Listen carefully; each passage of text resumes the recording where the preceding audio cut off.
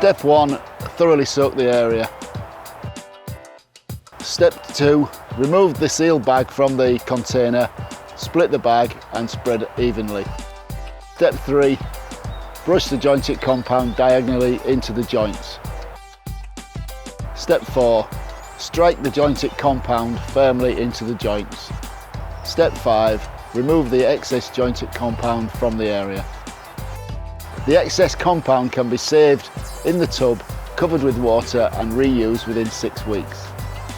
The benefits of using jointed compound are it's easy to install, it's set solid, is frost free and any excess can be reused within 6 weeks.